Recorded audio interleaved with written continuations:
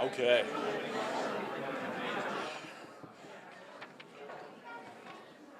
My name is Kyle Swanson. I'm the chair of the Department of Mathematical Sciences here at UWM, and it's my distinct pleasure this afternoon to welcome you to the 27th Annual Marden Lecture. The Marden Lecture is sponsored by the Morris and Miriam Marden Fund, the Department of Mathematical Sciences, and the College of Letters and Science here at UWM. We're particularly pleased to be joined today by Maury's son Philip and his wife Cheryl. It's always a privilege to have members of the Marden family here on the campus that Maury did so much as far as its overall founding and growth and vision for what it could become. This spring semester has really been one of the most exciting as far as my time here at UWM. I've been here for about 20 years, both for the Department of Mathematical Sciences and for UWM as a whole. 50 years ago, this spring actually, the dream of a public research university here in the Milwaukee area was finally realized with the granting of the first PhDs, and one of those PhDs actually was Maury's PhD student, G.M. Shaw. Earlier this spring, of course, we all know that UWM received word that the institution has been reclassified as a Carnegie Research 1, very high research activity university by the Carnegie Foundation, and largely on the strength of our PhD array. This puts UWM, of course, among the top research universities in the nation. It's truly a culmination of a vision that was started more than 50 years ago by Maury Marden with this department, and really sets the bar high for those of us who are responsible for carrying this vision into the future of UWM. So it's my distinct pleasure to turn things over to Professor Eric Key for the introduction of our speaker, Dr. Eugenia Cheng, and I'd like to personally invite all of you to join us after the lecture for a reception in EMS E495 for the graduate students in the office, or in the auditorium. There will be food. So, Eric. Thank you, Kyle. We are very pleased to have with us this afternoon Dr. Eugenia Cheng, who earned her PhD in pure mathematics from the University of Cambridge. She currently has a very interesting gig. She's a scientist in residence at the Art Institute of Chicago. And she says, alongside my research and undergraduate teaching, I've assisted with mathematics in elementary schools for 10 years, something that's near and dear to my heart as well. And in matter of fact, she launched March Mathness, a month-long math enrichment program at Francis Parker School in Chicago. She's actually written a book, a popular mathematics book, which you can see on the board here, How to Bake Pie, which was published last May. She's been interviewed around the world on the BBC, NPR, and The Late Show with Colbert, something we couldn't say about our first speaker, Saunders McLean. And she says, I was an early pioneer of math on YouTube, so you can watch her math videos on YouTube late at night instead of pet videos. And she said they've been viewed over 1 million times to date. And remarkably, she's also a concert pianist. So without further ado, Eugenia, take it away.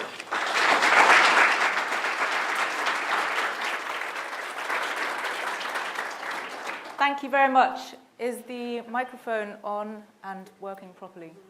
Well, good. First of all, I would like to thank the university and the Department of Mathematics very much indeed for inviting me here to give this lecture. And thank you all for coming and taking time out of your afternoon to come and hear me talk about math and food. And I'm particularly pleased to hear that the first ever Marden lecturer was Saunders McLean, who was one of the founding fathers of my field of research, which is category theory. He and Samuel Eilenberg were the two people who first founded that subject. So it's quite special for me to be part of this series. I am going to talk about math and food. I feel like this is a little too loud. Shall I turn it down a bit? Like that? Is that better? I tend to speak fairly loudly because math is so exciting. How can you hold it in? And the thing is that I love math and I love food. And most people love food more than they love math, which makes me sad. And I would like to bring my love of math to everybody, because I think and I fear and I suspect that most people had bad experiences with math at some point in their lives, and that's why they don't like math. Not because they've seen the true amazing math and go, oh no, I don't like that. So I'd like to show you what I think math really is.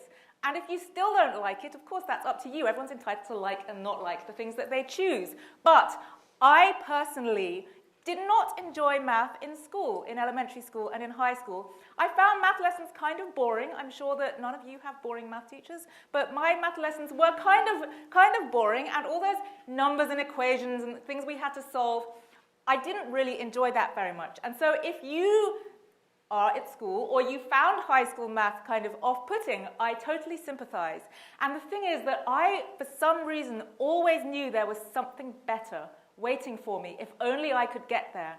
And I know perfectly well that one of the reasons I was so sure of this was that my mother always showed me beautiful mathematical things at home.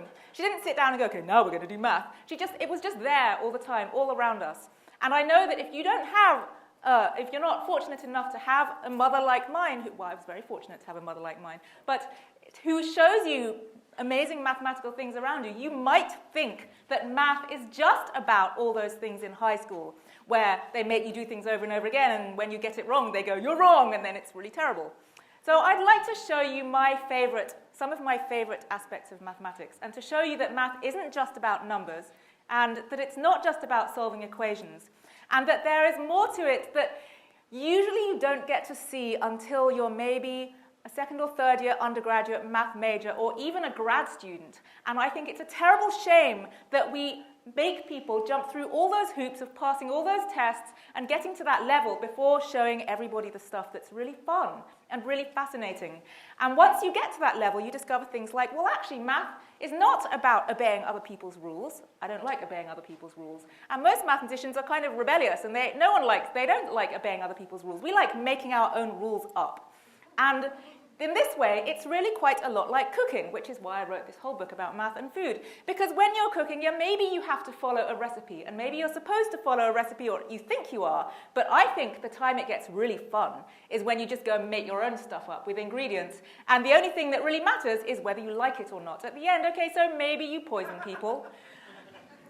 That's not so great, but often, if it goes wrong, or you think it's gone wrong, it could still be delicious, and you've just invented something that wasn't quite the thing that you originally thought. And math often goes like that as well. You start out maybe trying to do one thing. If it doesn't quite work out the way you wanted, maybe it does something else amazing as well. And the only thing you need to decide is whether you like it or not. Okay, so just like poisoning people, you might cause a contradiction, in which case your whole world implodes. But that's okay, you just move on and do a different world. So I would like to show you some of my favorite mathematical structures, which include Bach, juggling, hair, factors of 30, cake, and custard. So first I have to tell you what I think. Yeah, custard's delicious, I agree. I have to tell you I didn't bring any custard, I'm sorry. Hi.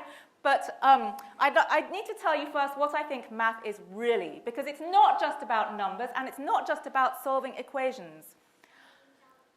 I think that math is the study of how things work. But not just the study of how any old things work, it's the study of how logical things work. And it's not just any old study of how logical things work, it's the logical study of how logical things work. And the trouble with that is that nothing works logically.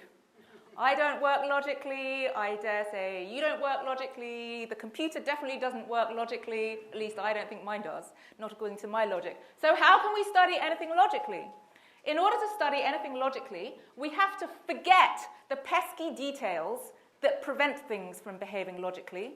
And once we ignore those details, I love ignoring details. Once we ignore those details, we've moved away from the real world, and we've moved into the abstract world of ideas, which aren't the same as the real things. They're ideas of things, that they don't really exist because they're ideal dream versions of things that actually behave logically. And that process is the process of abstraction, where we've moved from real concrete things into abstract things. And you can either view that as being a beautiful thing because then you end up in your dream world where everything behaves logically. But it can also be a little bit disconcerting because you feel like your feet aren't on the ground anymore. You can't touch anything. You can't manipulate anything. You can't get your hands on anything. And so that's a reason I can see that math can kind of be disconcerting for people. And especially people say to me things like, oh, it's fine with math until it became all those X's and Y's. And that's a process of abstraction. Turning numbers into X's and Y's can be a time when everyone thinks, oh, I knew what was going on, and now I don't anymore because it's X's and Y's instead of numbers. But you know, numbers are already an abstraction. It's just that we did that one so long ago, and we've got so used to it, we don't notice it anymore. So if we say, I have an apple and another apple, that makes 3 apples. And if I have a monkey and another monkey, that makes 3 monkeys. And if I have a bear and another bear, that makes 3 bears. And then you go, oh, something's going on here. It didn't matter that that was an apple or a bear. It was 3 things. And that process of going from the apples to the things is a process of abstraction. And numbers are the result of doing that abstraction. So that's the very first process of abstraction, where you forget about certain details and you achieve 2 things. One is that things do behave logically, and the other is that lots of different situations become miraculously the same, that weren't the same before, which means that you can study lots of different things at the same time, which is good if you're lazy like me, because you don't want to do the work lots of times if you can just get away with doing it once. And so it's just like the fact that if we took away the paint and the carpet and the light fittings from this room, we'd start getting to see where the structural walls are. And we would see that lots of rooms end up looking pretty much the same as each other if you take all those extra bits away. And now we don't need to know where the structural walls are in order to use this room. However, it's a good thing that somebody knows where the structural walls are. And the thing about math is that we often spend too much time going on about how useful it is. And it is useful. But there are 2 things with that. One is that if you tell people how useful something is, does that make it sound interesting? I don't think it really does. When did any young person ever get interested in something because they were told it was useful? Exactly. I agree entirely. It's like if you say, oh, I'd really like you to meet this friend of mine. They're really useful. No, you see, I do think math is useful, but not because we directly apply it to things. It's because it helps us to understand how the structures inside things work. And we can use them perfectly fine without knowing how they work. But if we know how they work, maybe we can use them better. And so maybe whoever knows how it works, can then improve it, rather than just being a kind of user of a system. You can be an improver of a system. And we can all think more clearly if we understand how thinking works. And I think that we can all agree that the world might go better if everybody thought a bit more clearly. The other thing is that if you have a good central strength of the way that you think, then that enables you to access all the other parts of your thinking better. This is what I believe anyway. Just like if you go to the gym and you work out your core, it's not because there's any particular activity in life that just uses your core. There's no Olympics of gold medal in core. But everybody who's a good athlete has a strong core because that's how you access or get more out of the other muscles of your body. And I believe it's the same with math, that math is the core of thinking. And that if we can all think more logically, at the center of our thinking, it doesn't mean that math is everything. Math isn't everything. Math isn't part of the normal world, really, because it's an abstract view of the world. But it's at the root of everything. And if we can think more logically at the center of all our thinking, we'll get access to all those other things. So, I am a pianist. If there were a piano here, I would now play you a piece of Bach. But we'll have to imagine it instead. Here is one of my favorite pieces of Bach. It's the Prelude in G minor from Book 2 of the Well-Tempered Clavier. There's so much math in Bach that one could give about 20 talks just on that by itself. And one of the things that's exciting about it is that Bach got really excited that he could write in every key for the first time because they'd figured out a way of tempering, which means, I mean, you can temper chocolate as well, which I like doing, but you can also temper the tuning of an instrument using some math. And it was the first time that they had really figured out how to do it in such a way that every key sounded nice. So he got really excited and wrote a prelude and fugue in every key. And there are 12 keys on the piano, so that makes 12. He wrote major and minor, that makes 24. Then he got really excited and did it again. So he wrote 48 of these things. And This is one of them from the second book. And when I first studied this piece, I don't know if you can see or read music, that there's a line of music that starts, and then there's another one that comes in underneath it. And like many pieces of Bach, as you may know, it's written in polyphony, which means that there are several lines of music that hold their own tune, a little bit like when you're singing around. And each one has its own tune, and they kind of wind around each other, but they also exist by themselves. And when I was first studying this piece, I got really confused by it, and I thought, I don't understand what's going on here. So I thought, I know what I'll do. I'll draw a picture of it. So it came out like this. I drew a picture just of the relationships between the voices at any given moment. So that black line is the one that starts at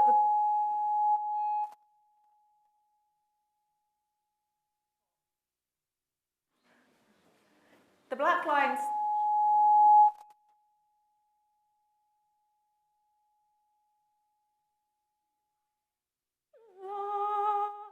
That's an A flat. We could take off the PA system because I feel like I can project. We were trying. I think someone put the volume control in reverse. Oh. So whenever people were trying to make it quiet, it's actually made it. Oh, yeah. I didn't know if there was a thumb wheel on your speaker. Is this better? It's better for now. There's a speaker directly behind you. Oh, so I shouldn't stand over there. Should I stand here? But I'm right in front of the screen. How about if I? Okay. Where was I when it was working? Is here all right? Okay. So the black line is the top line and starts at the top, and you would usually call that the soprano. So this is what you would usually call the alto and the tenor and the bass. And once I drew this picture, I understood why I was so confused by this piece. Because they get wound up between each other, and they don't ever come back again. So if you tried to get 4 actual singers to sing this, you'd kind of have a problem, because the soprano has to end up as the tenor. And the alto has to end up as the bass, and the bass has to end up as the soprano. I have one friend in Chicago who can sing soprano, alto, tenor, and bass, but that's only one. He can't do them all at the same time. And so once I drew this picture, this is a very, very, very abstract version of the piece. I've forgotten so many details. All I've remembered is where the lines are in relation to each other at any given moment.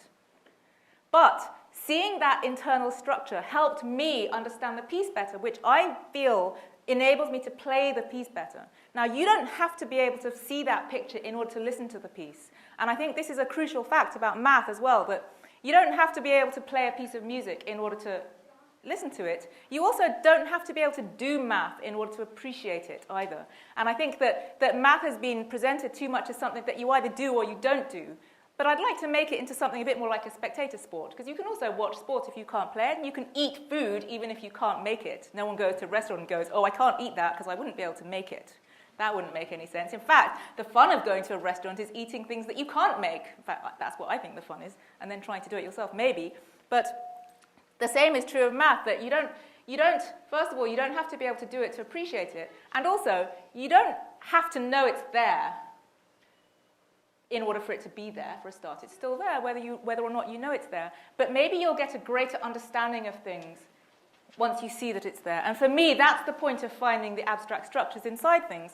And as we go on, we'll see that things turn out to be more related than we thought. And math, for me, is definitely a process of making connections between things. There's an unfortunate image of math as a kind of cold, distant subject that's over there somewhere logically. And it sort of is, but for me, the point of doing that is to bring things together and make connections between, I love making connections between people, between subjects, between thoughts. So we're going to connect this with juggling.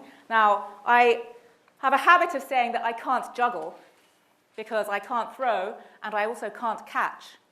And so it's hopeless. And then someone said to me, yeah, but that's what people say about math. They say they just can't do it. And I went home and I thought, oh dear, I've been doing the same thing that people do about math. So I just decided to try again, juggling at home with a new mindset, going, well, maybe I can do this. And it turned out that but then I was spontaneously able to do it, which surprised me. I still wouldn't dare do it in front of an audience, so I'm wondering if there's somebody here who can juggle.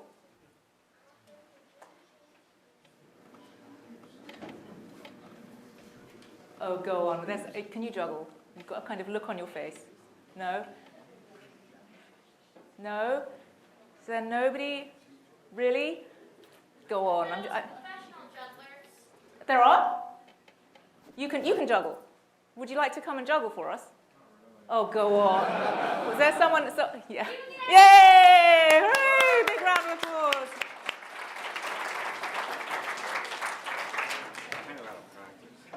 Well, you're better than me. So here are my favorite illuminated juggling balls, which turn out to be very useful if you have a power cut and kind of atmospheric. And if we had, here you go. What's your name? Would you like to? Joe. Joe. Thank you, Joe. So just go for it. Woo!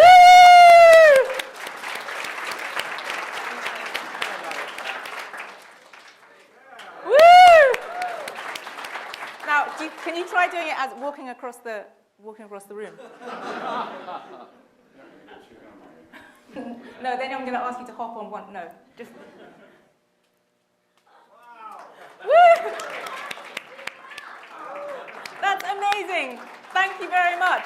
Now, thank you. If we had a long exposure camera and the lights down and these illuminated balls, we would have seen a picture going across of what that would look like. Can you do it one more time? So imagine what this picture is going to look like as the balls trace out light paths through the air. Woo! Thank you very much. So what that would look like, thanks, is this.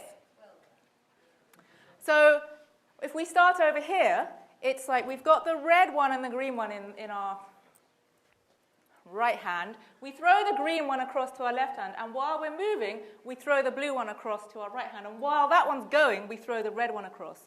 And so it makes this picture, which in mathematics is called a braid. And what I didn't say about the previous picture, this one, is also a braid, which turned out to be something that we study in my field of research. So when I was doing my PhD, I started studying these things, and I went, wow, it's the same as that thing I drew on my Bach prelude. And this braid is called a braid because it's really like a braid. It's like the braid that's in my hair if we turn it this way around. And mathematicians study how tangled up those braids are. So we say things like, well, there's a crossing here. Could we move this one round? And we know, if we've ever braided hair, that you only need one band at the bottom to hold this in. If I take that out, shake my hair around, it all goes. Whereas, and then I thought, oh, I could try and braid my hair according to the Bach braid. And you might be able to see that doesn't work at all. Because there's nothing holding anything in place. You need a band here, a band here, a band here. Now, if you just abstract even further away from this and forget about the green and the black strands for a second, you can see that the red and the blue ones are looped up. But the green one's kind of floating around. If you imagine that the top and bottom are fixed, the green one is floating around, and the black one is also floating around, and the red and the blue ones are interlocked. And this is something that mathematicians study because it's fun, and that's enough sometimes. And if you study something because it's fun and because it seems like it's interesting, often it turns out to have some use later that was never ever foreseen. And the famous example of this is cryptography that's based on some number theory from the 17th century. They didn't even know about computers in those days, let alone that the whole basis of internet security would come from that. And then there's the Platonic solids from 2,000 years ago, the icosahedron that's made up of 20 equilateral triangles. No icosahedron was known naturally occurring until in the 50s, when many viruses, if you look at them under a microscope, turn out to be icosahedron shaped. So that took 2,000 years for anything to occur from it. Whereas at the time it was just, oh, well, this is an interesting mathematical object. And I don't know about here, but in the UK, where I'm from, the government requires our research to have an impact on society within 7 years. Otherwise, it doesn't count as useful. Anyway, so I couldn't braid my hair like that, so I made a pie instead. This is my Bach pie, because pastry stays in place better than hair does. It's a Bach pie because it's a banana chocolate pie.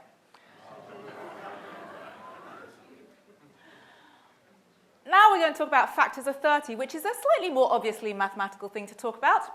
let's see if we can remember what the factors of 30 are. So the numbers that go into 30. Well, there's 1, 2, 3. 1, 2, Yeah, 3. What's next? 1, 2, 3. What's next? Anyone? 6, 5, 6, 6, 10, 15, and 30. Very good. That's excellent. I'm back at school. Oh, Thank you. thank you. Eugenia Cheng. Mhm. I'm your biggest fan also. Oh, thank you. I'd love to meet you at the end. Now, this is a bunch of numbers written in a row, which is kind of boring, I think. I mean, it's sort of fun, but it's just a bunch of numbers in a row. And one of the problems with life is that we live in a three-dimensional world. So we have to write on two-dimensional pieces of paper in one-dimensional straight lines. So everything is forced into straight lines, which is kind of convenient, but often things have natural geometry in the world that you lose if you put them in a straight line. Just like the fact that if I tidy up the papers on my desk, they had a natural structure on the desk, and I put them in a pile. I've destroyed their natural geometry. At least that's what I tell myself about why I don't like tidying up the papers on my desk. So we can exhibit some more natural structure on these by saying, oh, well, actually, some of these numbers are factors of each other. They're not just factors of 30, and we can draw a kind of family tree of which ones are related to each other. So 30 is the, let's call it, great-grandparent at the top. And then 6, 10, and 15 go straight into 30 without any other factors going in between. Now 5 goes into 10 and 15. 2 goes into 6 and 10. 3 goes into 6 and 15, and then 1 is at the bottom goes into all 3. And now we see that it's the vertices of a cube. It's a little crystally, yeah, and this is called a lattice in mathematics, which is the same word that's used for the structure of crystals as well. Very good. And it's a cube the other way up from the way we usually think of cubes, because we usually think of them as sitting flat on a face. But this is a corner that's sitting at the bottom, and that's another corner. And there's some interesting symmetry of a cube if you hold it by its corners. Are there any cubes in the room? Not exactly. But if you hold a cube by its corners, there's a little brain teaser about if you then suspend it halfway in water, what shape does the surface of the water make around the cube? Where? It's a hexagon, because what it would do here is go around the middle, and so it kind of goes above this, below that point, and above that one, and below this one. It's got, you can think about it, it's got six faces, because you have this bottom point, and then you have 3 on this level, and if you rotated this cube around, the 2, 3, and the 5 would rotate between each other. The 6, 10, and the 15 would rotate between each other, and then the surface of the water would be zigzagging in between those 6 numbers. So this, I think, is a much more interesting structure than a bunch of numbers in a straight line. And it shows something more about the internal workings of that number that we didn't get by just putting them in a straight line. And moreover, there's another connection, because as it turns out, in my research field, which is higher dimensional category theory, you can make a relationship between the faces of a cube and a braid. And it's something called Poincaré duality, which is a fancy name we give it because we like giving things fancy names because it makes us feel clever. So here are 2 parts of a cube split into 2 halves, and it's like a present. I'm going to wrap it up with ribbons, and because I get to make up my own rules, I declare that the ribbon coming in from the right is going to go over the ribbon coming from the other side. And so these are going to extend down the side. Now I need another color of ribbon coming across here, so that one's going to be green.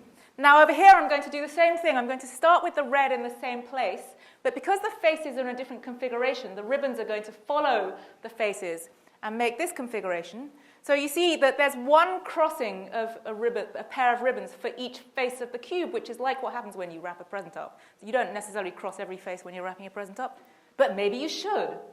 And this, if you try wiggling this green strand up a bit and shuffling the red and blue crossing down, you'll see that that thing would become this thing.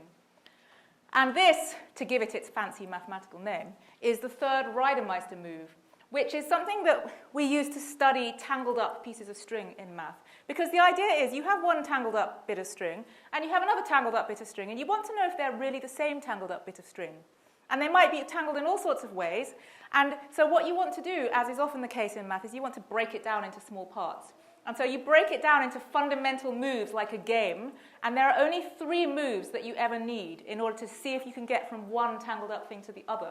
And the first one is, I can't remember what order they go, but the first one I think is a loop like that you just pull straight. And then the second one is a crossing like that you pull straight, and this is the third one. And this, again, was something that's kind of interesting, but it turns out to have possible applications in early diagnosis of Alzheimer's, which is thought to be possibly because of tangled cells in the brain that get mutated and tangled up the wrong way. So you want a way of just being able to tell if it's tangled the wrong way, because, if you just take something tangled up, it might be the same or it might not. And you can't just fish into someone's brain and take the cell out and wave it around to see if you can make it another thing. So that's another reason that abstract reasoning can be useful if the practical methods fail for some reason, like you can't just stick your finger into someone's brain. So this, as a string move, is called the third Reidemeister move. As a cube move in higher dimensional algebra, it's called the Yang-Baxter equation, and they turn out to be the same thing. And then later on, I thought to myself, hey, wait, we can go from cube faces to ribbons. How about I go from ribbons back to cube faces, and I try doing this to my Bach braid? And I tried. So what you do is you put a square face every place that a pair of ribbons cross, and then you stare at it, and then I stared at it, and I thought, oh my goodness. So I frantically ripped up square pieces of paper. I didn't have any scissors with me at the time, obviously. And it makes a cube. And I don't know why it makes a cube. Is it useful that it makes a cube? Probably not. But it's really cool, I think. And I sent this to a friend of mine who I thought would be interested in it. In fact, the same one who can sing soprano, alto, tenor, bass. And he said, it shows that deep down Bach was working with the Platonic solids in his brain. I thought, I don't think it does say that. I just think it's kind of cool. And then, like you often do when you make a sort of mathematical discovery, first you go, wow, that's amazing. Then you go, oh, I bet I'm wrong. And then you go, oh, maybe everyone in the world knows this apart from me. That's the immediate thought processes that we tend to do. And then you go, oh, maybe it's trivial. And I thought, maybe every braid makes a cube. But that's not true, because you have to have 6 crossings to make the 6 faces of a cube. So then I thought, maybe every 6 crossing braid makes a cube. And that's not true, because if you just take 2 strands and cross them 6 times, that's not going to make a cube. So I went through a whole typical mathematical process. And then I still don't know why this makes a cube, but I like it. I like it. So now, here's another thing I like. Battenberg cake. Battenberg cake is one of my favorite kinds of cake, and it's a very English cake, and there are 1 or 2 things from England that I like to bring across here. This cake, it's named after the crest of the Battenbergs, which had this kind of pattern. But the main point is you have 2 different colors of cake, and you definitely don't want to have the same color of cake next to itself, because that would be terrible. So we have to have it like this. There's no other option if you have 2 colors of cake. And the thing is that this is a mathematical structure. Because, for example, if we make a multiplication table of 1 and -1, so in here is going to be 1 times 1, which is 1, usually. Here we're going to put 1 times -1, which is -1. And here we have -1 times -1, which is 1. So it's a Battenberg cake. And we could also we can add odd or even numbers. So here we're going to do even plus even. If you add an even number and an even number, you get an even number. And if you add an even number and an odd number, you get an odd number. And if you add an odd number and an odd number, you get an even number. Very good. So it's also a Battenberg cake. And then if you're me and you're teaching students and you think they're listening to you too much, and taking your word for it, you then give them multiplication of odd and even numbers, and then they go, even times even is even times odd is odd times odd is even, and you go, are you sure? And after a few weeks of class, they know that every time you go, are you sure? It means that they're wrong. Or just that their world imploded. So another thing we can do is real and imaginary numbers. Now, you might not remember what real and imaginary numbers are, or maybe you never knew. Or maybe you got really frustrated with the fact that imaginary numbers are what happens when they say to you, you can't take the square root of a negative number. And then the next class, they go, now we're going to take the square root of a negative number. So mathematicians don't like being told you're not allowed to do things. So if someone says to us, you can't take the square root of a negative number, you go, why not? I want to. In fact, I'm going to, so there. So you take the square root of a negative number, and you know it can't be any of the other numbers that you already had, so you call it something else, and you call it imaginary, because you kind of made it up. Really, we made up everything. So I don't see that this is really more imaginary than anything else. I mean, I feel like sometimes I've made myself up. But a real number times a real number is still real. If you do a real number times an imaginary number, it's imaginary. There's a little question about 0, but we'll ignore that for now. And now, even if you don't know what an imaginary number is really, I'm not trying to trick you, and it is on the slide next to a Battenberg cake. So we can now pretty much guess what's going to go there. In order for it to be a Battenberg cake, it has to be real. So here we have 3 Battenberg cake structures in mathematics. They're usually structures that you don't see quite like that unless you're doing an algebra class quite high up. And now we can also talk about bed flipping, because bed flipping is what we're supposed to do every season, flip our mattress so that our fat bottom doesn't kind of weigh into part of the mattress too much. I never do that because I'm much too lazy, and flipping a mattress is too much like hard work. So that's why you've all got a card with an A, B, a C, a D on it, because that's a mattress, because obviously we all always write A, B, C, and D on our mattresses in order to remember which way up it was last season. So if you start with your head in the A position, you can rotate it, and then your head will be in the B position. And if you rotate it again, you'll be back in the A position, and then B, A, B. Does anyone else need a card? Has anyone not got one of these and would like one? Okay. So the upshot of that is that you can't keep rotating it every season, because you'll just keep getting back in the same place, and you'll never get to C and D. So what you could do instead, and someone pointed out to me recently that you wouldn't do this if you had one of those foam top mattresses that has a squashy bit on top. But if you don't have one of those, you could flip it over and get in the C position.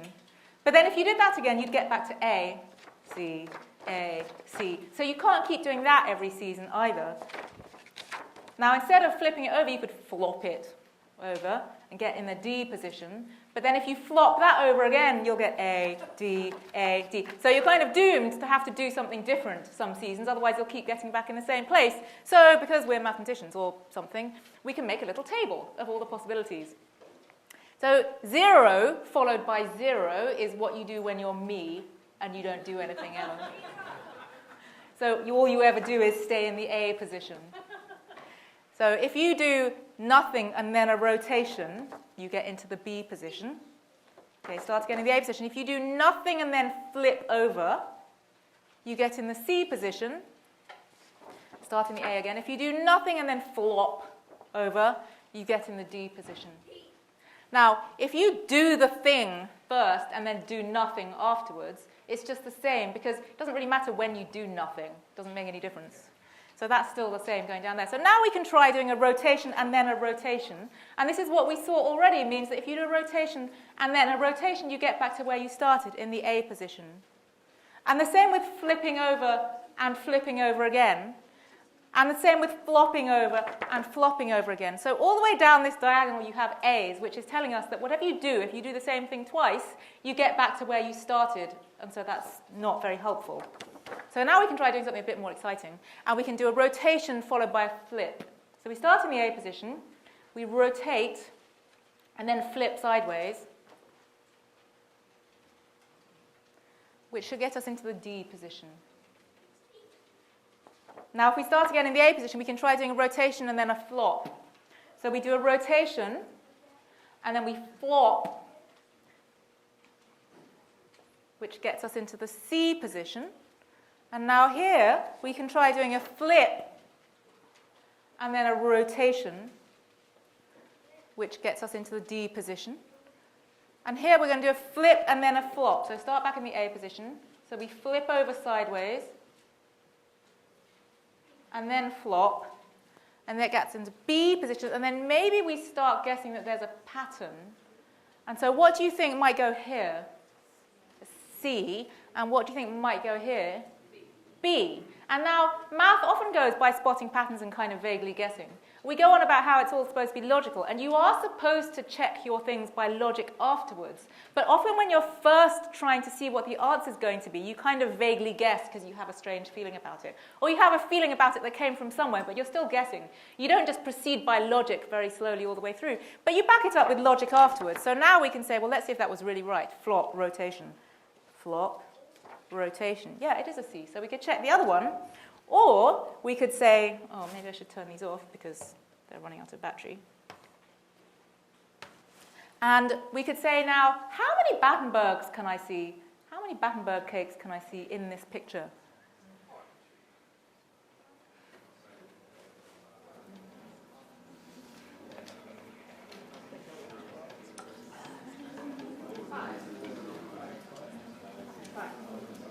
So there's definitely 2 here that are the same as each other. And then there's 2 here that are the same as each other. There's one in the middle. But then there was the one I really like, which is the kind of big one. If you zoom out, the whole thing is itself a Battenberg cake, where each individual cake was already a Battenberg cake. I call this the iterated Battenberg cake. Here's one I made. And now I've put the letters on so you can see which colors correspond to which. And basically, I call it the iterated Battenberg cake because Battenbergification is a process that we can repeat. And mathematicians are just like small children, really. We like just doing things over and over and over again if we can. So if you put when a child learns to crawl up one step, then they realize they can just keep repeating it and go up the stairs forever until some mean adult comes and takes them off the stairs. But if mathematicians can get themselves into a situation they can iterate, then that's kind of fun. And so Battenbergification says it's like painting by colors. I have 2 things. I just have to tell you what's going in position 1 and what's going in position 2. So it could be yellow cake and pink cake. It could be chocolate cake and more chocolate cake. It could be one kind of bunny and another kind of bunny. Or it could be one kind of Battenberg cake and another kind of Battenberg cake. And that's how we get the iterated Battenberg cake. Now, this is a structure that you wouldn't usually see until you were maybe a second-year algebra student doing a math major. But I feel like I wanted to show you that without you having to go through all those things and pass all those tests, because it's very tasty. And by the way, if you try and make an iterated Battenberg cake, it's quite difficult to cut the cake into sufficiently even squares to make it fit together. What that means is you end up with a lot of leftover cake, and then you can make lots of friends. Now, an even more abstract way of representing this cake is by saying, well, all I actually had to tell you was what was going in position 1 and what was going in position 2. This is an even more abstract representation. One of the things we do when we're doing abstract things is we're trying to be as efficient as possible and leave out any detail that's irrelevant. So once I've told you we're doing Battenbergification, I don't need the grid anymore. I just have to tell you what goes in position 1 and what goes in position 2. So it could be yellow and pink. It could be light brown and dark brown. It could be bunny 1 and bunny 2, or it could be cake 1 and cake 2. But what was cake 1? Cake 1 was already one of those, and cake 2 was that one. So why don't I take this whole diagram for cake 1 and put it there in the 1 spot? And then I can take this whole diagram for cake 2 and put it there in the 2 spot. And that's a very abstract representation of an iterated Battenberg cake now. This is what in math we call a tree, because it kind of looks a bit like a tree. Here's the trunk, and here are the branches coming out with the leaves. And trees usually grow up from their roots, and so they're usually about splitting things up. But the great thing about abstract things is we can read them in any direction we want. So we can start at the top and read them going down. And this is a kind of recipe for putting things together. These are the things we started with. We said put the yellow and pink ones together into a cake, put the light brown and dark ones together in a cake, and then put the 2 cakes together into a big cake. So trees come from sticking things together, and we can use them to represent other things as sticking together. So here's one tree where we've taken 3 ingredients. We've put the left-hand 2 together first and the right-hand 1 afterwards. And here we've done it the other way around, where we've put the right-hand 2 together first and the left-hand 1 afterwards. So for example, we can ask if they're equal or not if we take 4 add 4, which is 8. And then if we add 2 afterwards, we get 10. Right? Now this one says, actually here, we're going to take the 4 and the 2 and add them together first, which makes 6. And then if we add the 4 together afterwards, we get It's still 10. And this we know is the associative law for addition. And usually we write it using parentheses, and we move the parentheses over because we've squashed everything into a straight line. But if we don't squash everything into a straight line, we get these tree pictures that show us, I think, a bit more vividly what's going on. We're kind of moving this branch across here. Now, this is all very well, and we're very used to it. But what happens if instead you put egg yolks together with sugar, and then you mix that with milk with some heat? You get custard. Now, if you do it the other way around, you mix sugar and milk, and then you mix that with egg yolks, you do not get custard. So these things are not the same when you're putting ingredients together. And it depends really what ingredients you're doing. If you're doing cake, it doesn't really matter. The way I usually do it, the way I was taught when I was growing up, is that you cream the sugar and the butter together first, then you mix in the eggs slowly, and then you fold in the flour at the end. But these days, it turns out, especially if you have an electric whisk, you can just kind of chuck everything in a bowl and go, "Rah." So it doesn't really make a difference. That's why all these branches are meeting in the same place. However, we could make a diagram of all the possible ways of putting the ingredients together without crossing them over, just putting them in bowls together in different orders. That's the basic way of the relationship between having the branch on that side and having the branch on this side. If you draw all the possible trees for those ingredients, you get this. And each arrow is one move of a branch across from left to right. So this one, I've moved this branch across from left to right. And then here, I've moved this branch across, carrying the little baby sub-branch with it. And then here, I've taken that branch off. Whereas this way around, I started with this branch, moved that one across first, and then moved that one across afterwards, which is kind of more efficient because you only have to do it twice. This is a very important pentagon in my subject of research, higher dimensional category theory, and it's called the MacLean pentagon because Saunders Mac was the one who came up with it, which is why it's so nice that MacLean was the first speaker in this series. So this is the MacLean pentagon, which you don't usually see unless you're doing a PhD in category theory, probably. So here we are, we've got to this point. And what it's saying is, are these things really the same as each other or not? Well, it depends what you care about. And it turns out in math that a lot of stuff is hidden inside equations. We think it's about solving equations, but all equations are lies apart from the ones that are useless. So the only equations that are really true are the ones that say 1 equals 1 and 2 equals 2 and things like that. All the other ones, there's something different about the left-hand side and the right-hand side. When we move the parentheses across, we're saying that if we add these things up in that order, it's the same as the answer is the same as if we add them up in that order. It's not that they're actually the same, because if the left-hand side was really the same as the right-hand side, we wouldn't have achieved anything. So there's always some kind of difference hiding in the left-hand side and the right-hand side. And here, it's saying, well, the outcome of the cake might be the same, but the process of making the cake is different. And do you care about it? So, for example, if you go up here, this one is saying, mix the butter with the eggs first, and then mix in the sugar, and then put the flour in at the end. Now, I did this with my students at the School of the Art Institute. We brought all the ingredients for cake in, and we mixed them together in all the different orders. And what turns out to be the case is that if you mix butter and eggs together, it looks really disgusting. And then you put the sugar in, it still looks disgusting. But then once you put the flour in, as long as you beat it hard enough, it'll all kind of be okay in the end. So it's a question of whether you care that in the middle of making your cake, it kind of looks like vomit. Now, this one is interesting, because this one you need 2 bowls.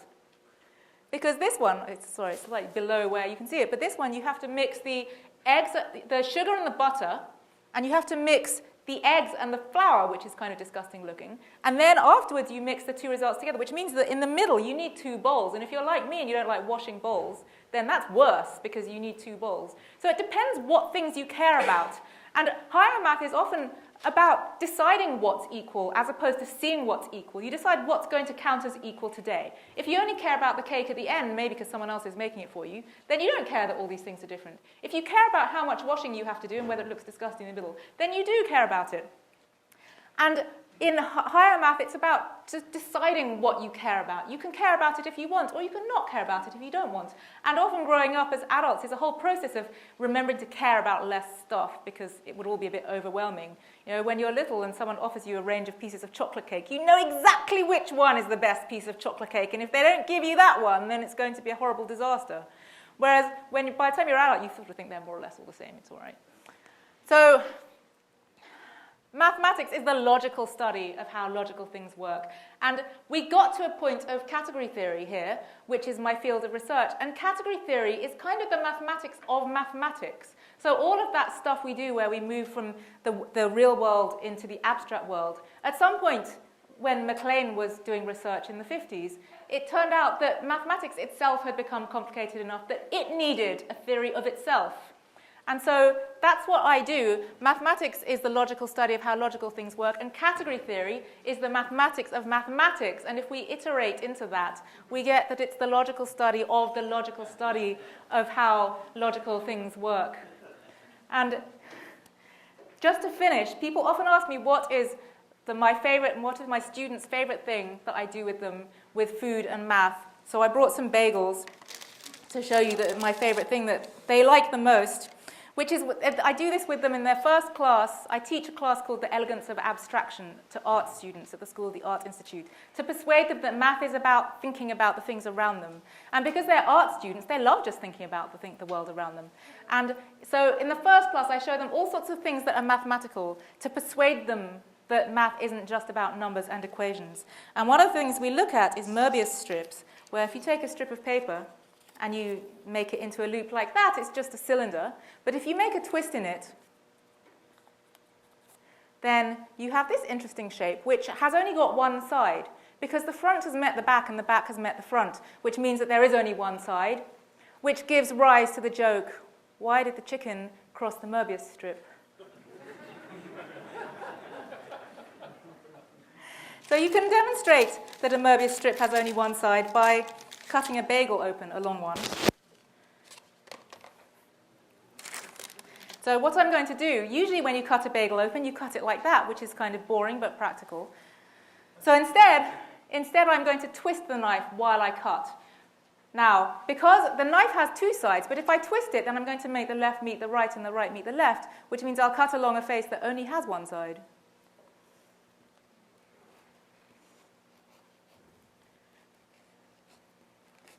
The exciting thing about this is whether you cut your fingers off. So if you try doing this at home, count carefully to see how many fingers I have.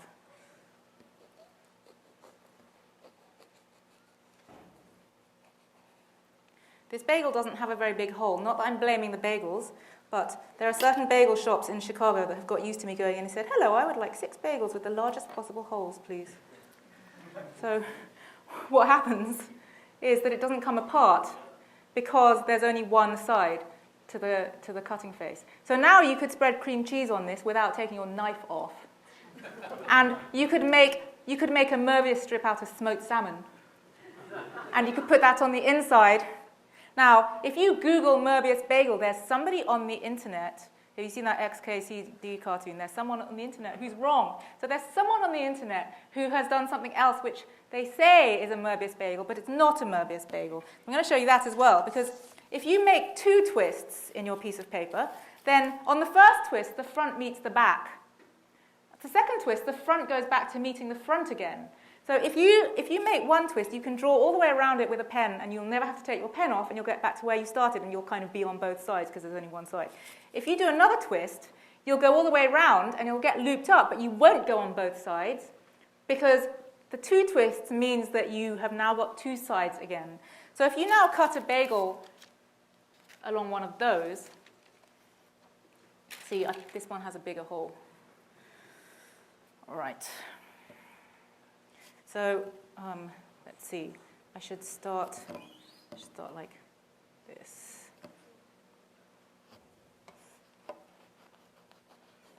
So, it's a little bit hard, which means that it's a little harder to do. Okay, so that's one twist. And then for the second twist,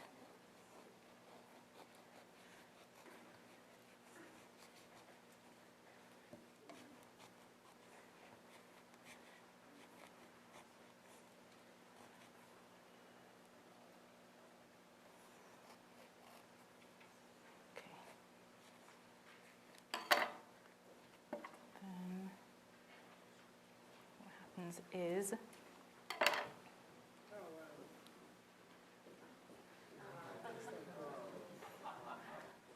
that it does come apart because your cutting face has two sides now, but they are interlocking because of the twist.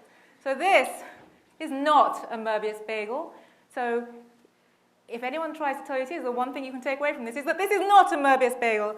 This is a Mobius bagel. They're both delicious and they're both mathematical. And I hope that that's given you a taste of my favorite mathematics. Thank you.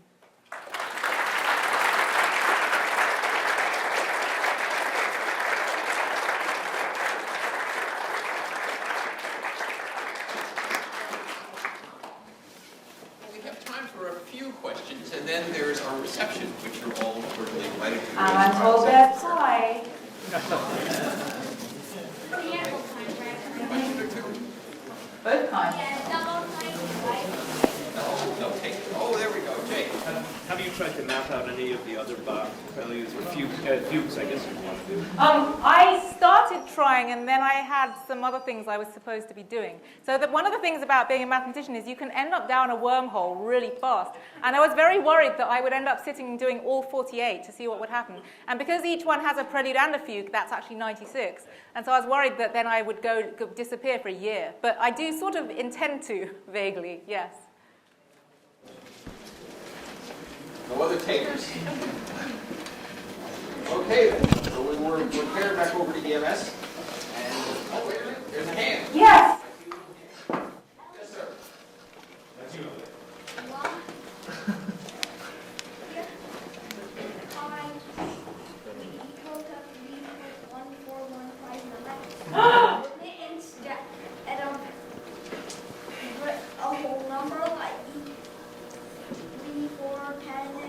That's a really great question.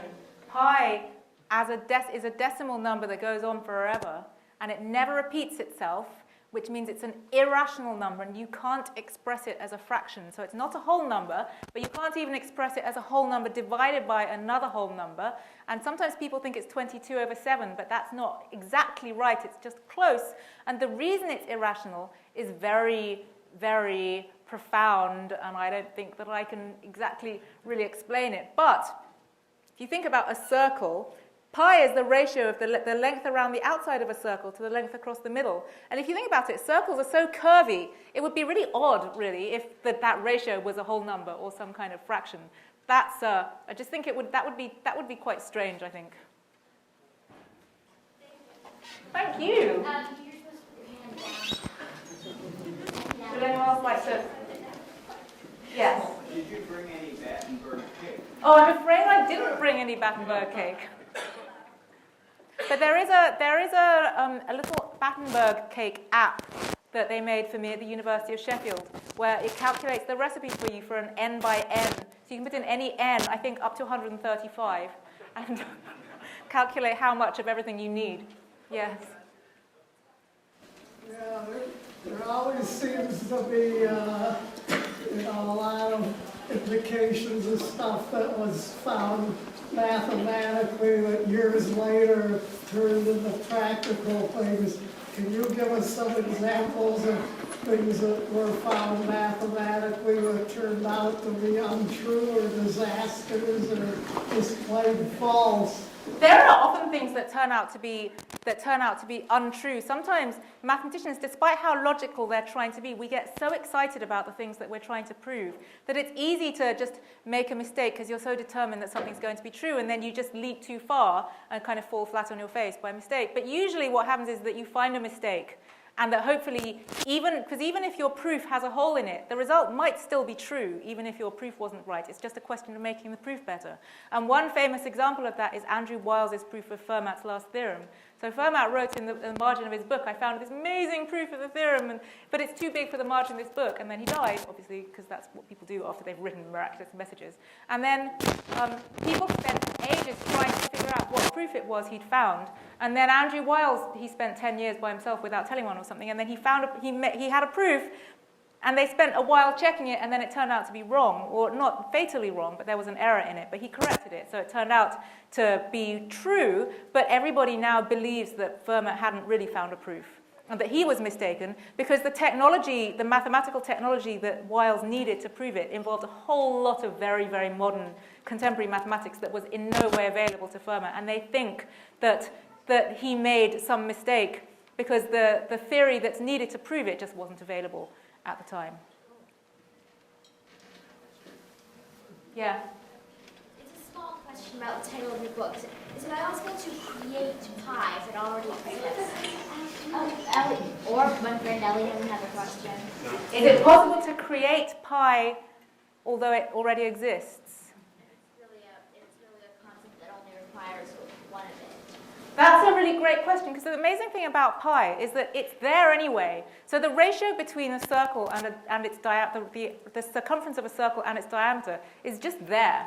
It simply is there, whether you know what it is or not. And it took a really long time to figure out what the actual number of it is. So what people are really trying to do is not create it, but try and figure out what it is. And we can never actually really know what it is, because it's a decimal number that goes on forever. So you can't write it down. And it's currently being calculated to something like 3 trillion decimal places. Also by making me understand does not relate to the actual truth. It's not necessarily creating it. Well, that's a really deep philosophical question. Do we create mathematics or we discover it? We create ways of interacting with the mathematical world around us. And so pi, the thing I love about pi is that we can say what it is, we can describe what it is by ratios, even though we can't actually write it down according to numbers. And I think that's because our decimal way of representing numbers is specifically geared towards a particular part of life, not circles. Thank you, ma'am. Thank you. Okay then. So we'll start the chair over. I can keep talking to you if you. I'll talk to you afterwards. Come to EMS and you can talk to us more. Thank you.